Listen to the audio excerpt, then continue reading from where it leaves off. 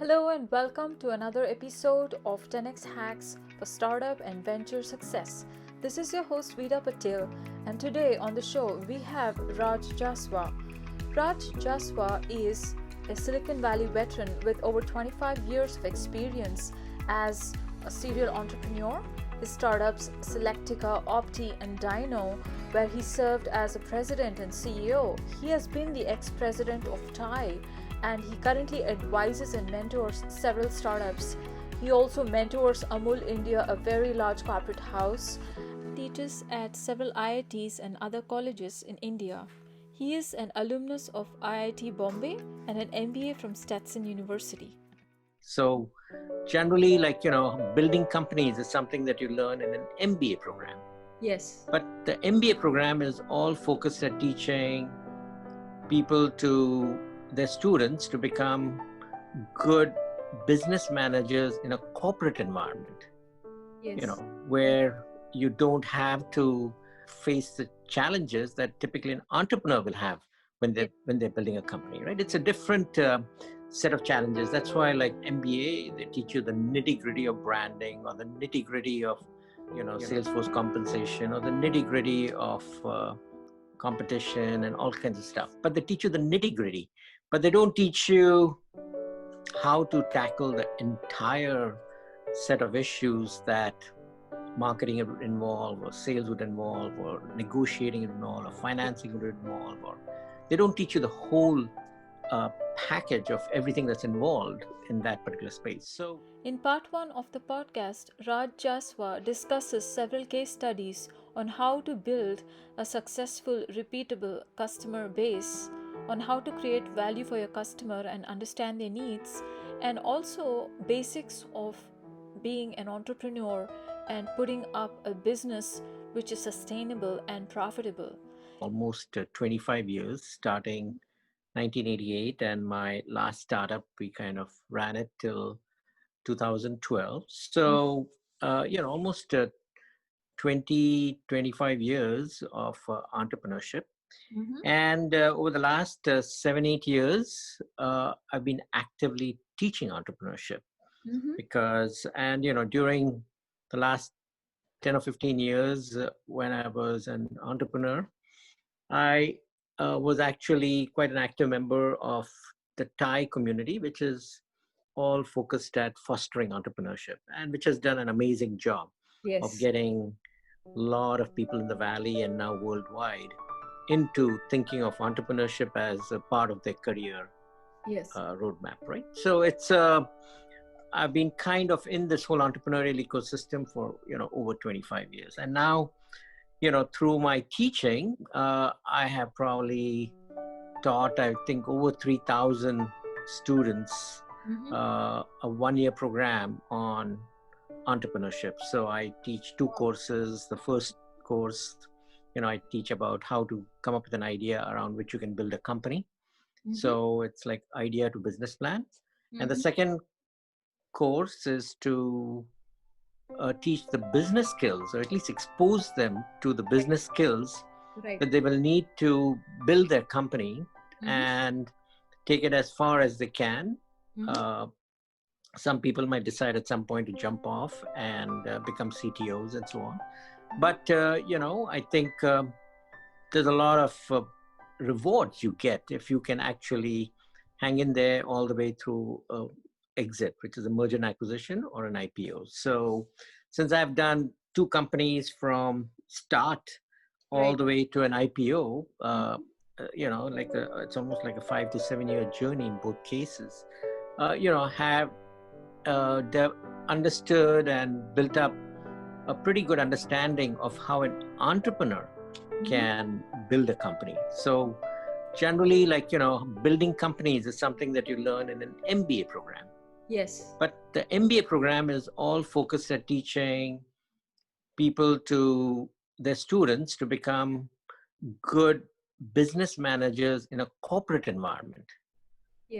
Where you don't have to, face the challenges that typically an entrepreneur will have when they're building a company, right? It's a different set of challenges. That's why, like, in MBA, they teach you the nitty-gritty of branding, or the nitty-gritty of, Salesforce compensation, or the nitty-gritty of competition and all kinds of stuff. But they teach you the nitty-gritty, but they don't teach you how to tackle the entire set of issues that marketing would involve, or sales would involve, or negotiating would involve, or financing would involve, or they don't teach you the whole package of everything that's involved in that particular space. So, and while an entrepreneur, he's creating his own ground rules.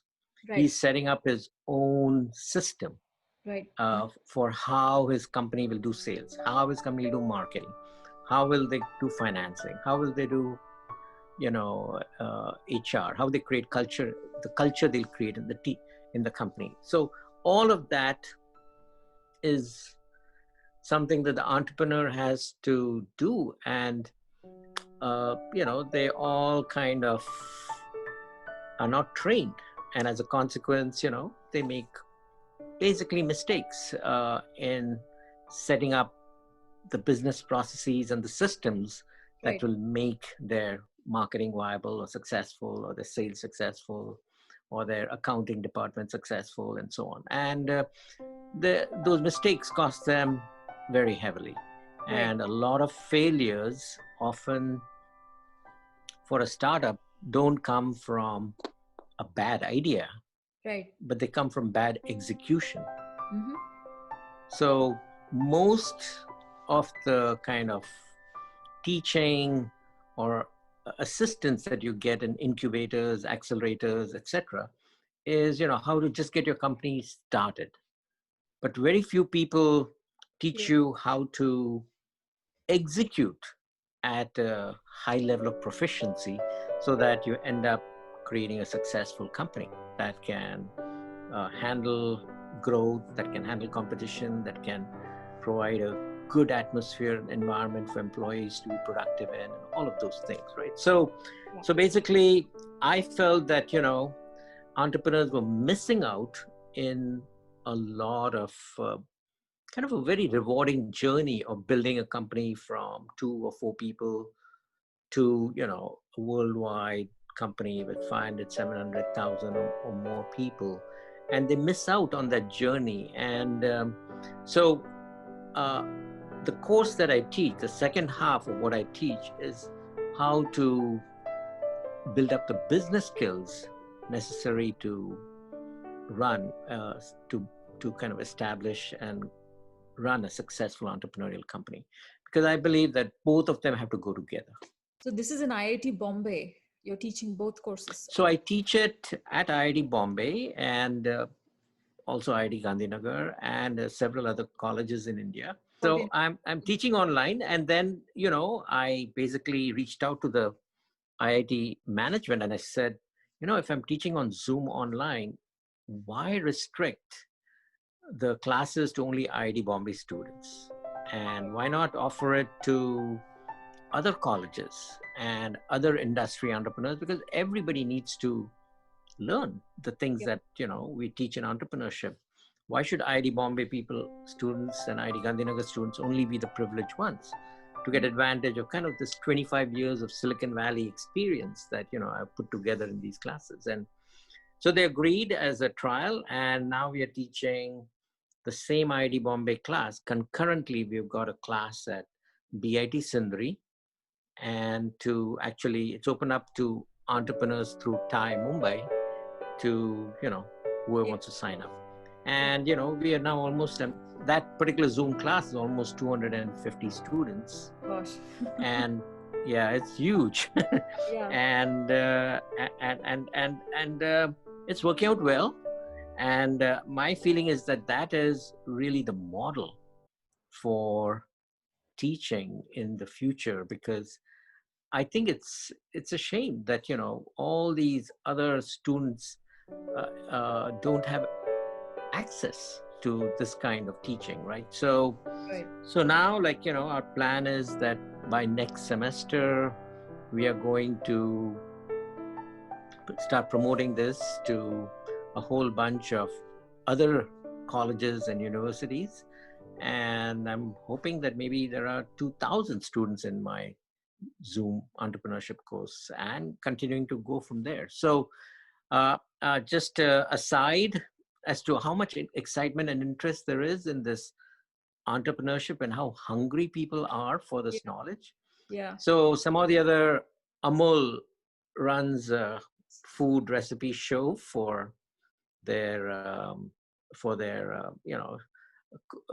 cooks and chefs and worldwide, and they've got like 1.8 million followers. Amul is very big brand, right? So some of the other heard about me and said, "Hey Raj, can you give a talk to," just random WhatsApp message pops in saying, "Can you give a talk to the food community about how to handle the crisis from a business standpoint in the food industry?" And I said, first I was shocked. I said, what am I going to teach all these chefs and cooks and all that? I'm not a great chef or a cook or whatever. And I said, but I said, there's an opportunity to teach them some skills because all cooks would love to start a restaurant, love to start a business, love to package some foods that they make and start shipping it. So, there's a fair amount of entrepreneurial desire, even in the food industry. And so I said, okay, I'll do that. And so even the managing director of Amul, they run a monsterly huge business, but he decided to participate in that particular talk. Thank you for listening to the podcast 10x Hacks for Startup and Venture Success. This is your host, Vida Patel. I'm bringing you interviews of investors and founders from Silicon Valley and across the globe. This podcast takes a lot of time and effort, so please support this by subscribing to my iTunes, SoundCloud, and LinkedIn podcast pages. Also, please leave your valuable feedback. I will try to make this podcast better with your comments. Thank you so much. Last week, last Saturday, and you won't believe it. We've got 155,000 views. Gosh. For that 75-minute view. 155,000 people watched my talk on how to do customer care and how to get repeat customers in the food industry. Yeah. 155,000, that's a monstrous number. Like normally any entrepreneurship video, you'll be lucky to get 500 views, right? Right. It doesn't matter who you are. I think Tycon probably got like 2,000 views, but that's it. I mean, Indra Nooyi gets 2,000 views, and here, one talk on Amul Live, and you get 155,000 views. So, I think there's a big hunger for what you are doing, and what people are hungry to really learn about, how to start a business and then grow it. And I want to talk about this Amul case. It's very exciting because food business is so brick and mortar. It's so physical. So what's going on there? And India is such a earthy country. People want to meet. People want to eat in person. There's this gesture courtesy. It's a culture of courtesy, in person interaction. We grew up in herds and communities. Everything comes first. So what did you teach them? Is it something you can share, or do you want to share a couple of nuggets? Yeah, so basically I started off with a simple proposition that, unlike other entrepreneurs, all cooks already have a very good recipe with some secret sauce, right? Yeah. All cooks have some recipe with their own secret sauce that they figured out, which obviously a lot of people appreciate, their family members, relatives, some friends, whatever, must appreciate, some kachoris that they make, or some dosas that they make, or some chutneys that they make, or whatever it is. And so they all have aspirations of kind of having their unique recipe that become a business, right? That they can. And so a lot of them, struggle, put their money together, and start a restaurant, right? Or start some sort of cooking recipe at home and then trying to package it and ship it on Amazon or whatever. Yeah. And unfortunately, the failure rate for food entrepreneurs Yes. is one of the highest in the world. Very difficult business, lots of It's a sleepless. very difficult business. And think about it, how many restaurants go out of business in less than 2 years? Yeah. Yeah. Good restaurants too, Yes. right? Yes. Good food, good everything, but somehow or the other they missed out on something, right? So I try to teach them the secret of how a food business entrepreneur can become successful. And I said the secret to a food business being successful is repeat customers. Yeah. Mm-hmm. If you can make every customer into a raving fan and a repeat customer, you'll be successful for a long time. Yes. If you only hope to get new customers every time for the first time, and after eating once your magic samosas or dosas or whatever, they never come back again or they don't talk about it, you actually will be losing money because there's so much marketing and sales effort needed to get somebody to come to your restaurant. So actually you lose money on the first transaction. Right. The first time you sell dosas to somebody, you're actually losing money. Because if you think of the total loaded cost of marketing that took to bring him in, right? The advertising, the marketing, the whatever, direct mail, the promotion, the coupon, you actually lost money. You only make money when you get that customer to keep coming back over and over again. And when they start telling the story of how good your food is, and they get other of their friends and so on, associates to come to that restaurant, now you start making money. Yeah. Right. So repeat customers is what most restaurant owners don't know how to do, how to create. Yeah. And come to think of it, it's true for any business. Most businesses, most scale. You're absolutely yes, you're absolutely right.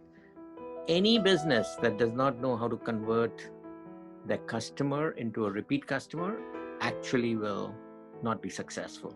Right. Mm-hmm. Right. That's a very important fundamental thing that a lot of entrepreneurs and even lots of businessmen don't really understand. Yeah. The importance of repeat customers. They said, oh, they negotiate so hard and they try to extract the maximum amount of profit they can from the sales transaction.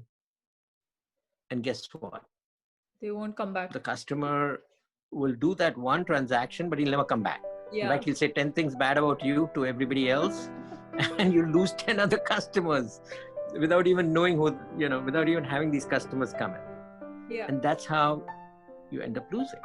That's how you end up going out of business over time, because your business becomes smaller and smaller, right? So repeat customers is really what, I wanted to teach these food business entrepreneurs to learn how to acquire, what are the skills needed for repeat customers. And I basically use the example of Pizza Hut and Taco Bell and others. Yeah. Do you like their food? No. Exactly. None of us thinks that they make the best tacos. None of us thinks they make the best pizzas. But do you know how many Pizza Huts and Taco Bells are there in the world? 50,000 restaurants. Gosh, what is it? They're number one in US, number one in China, number one in India. Wow. And one would think that, Chinese have got such millions of cuisine items, they got every food taste you can think of. And yet the number one restaurant chain in China is, Taco Bell and Pizza Hut and Burger King and this and that. Number one restaurant chain in India is the same thing, all these Taco Bells and Pizza Hut. So why? How did they get repeat customers and all the people with tasty food not get repeat customers? What do you think? Why? They're quick and they have consistent taste. They ship quickly. All the issues But they've consistent bad taste, Vidya. ironed. So why would you go to a place that has got consistent average of bad taste? Tell me. They're to me it's like quick. It's very quick for me. That's there, and it's reachable. There are many of them, and they serve you well. I guess they have promotions. They Yeah. have So basically, like, the CEO of this company called Yum Industries actually owns all these franchises. So this guy called David Novak, when he took over the company, it was a much smaller company in the 1995 timeframe. And then he said, how does he grow his business? So he said, repeat customers is the way to get it done. So he said, but what do customers really want? And just as you said, food, quick service, etc. So he basically did his surveys and tried to understand what do customers that walk into a restaurant really want. And he figured out that they want these 6 items in this priority order. So the first thing he said they want is cleanliness. yeah. Everything needs to be clean in the food industry. That's why, like, the cooking range needs to be clean, the tables need to be clean, the floor needs to be clean, everything needs to be clean. Cleanliness is number one. Otherwise, Right. you're not going to go back again. Yeah. Next thing is hospitality. That means you need to be greeted in a warm way. Right. Right? So, and everybody needs to greet you in a warm way, not just the waiter. Basically, the cleaning boy, the guy who cleans your table, the guy who delivers you the food, the guy who takes your order. Everybody needs to be hospitable. There needs to be a personality of being, and it's not just, it takes one time that somebody is rude to you, that they go away. Yeah. you'll never go back again, right? Yeah. Exactly. Hospitality was number 2. This is end of podcast part 1 with Raj Jaswa. In this podcast, he covers the basics of entrepreneurship and how to build a repeatable customer base. We have just started on the concept of studying a customer and trying to understand their needs. In the next episode, he goes in depth into building customer success, a good company culture, and a cycle of repeatable profitability and sustainability for business. Thank you for listening to the podcast 10x Hacks for Startup and Venture Success. This is your host, Vida Patel. I'm bringing you interviews of investors and founders from Silicon Valley and across the globe. This podcast takes a lot of time and effort, so please support this by subscribing to my iTunes, SoundCloud, and LinkedIn podcast pages. Also, please leave your valuable feedback.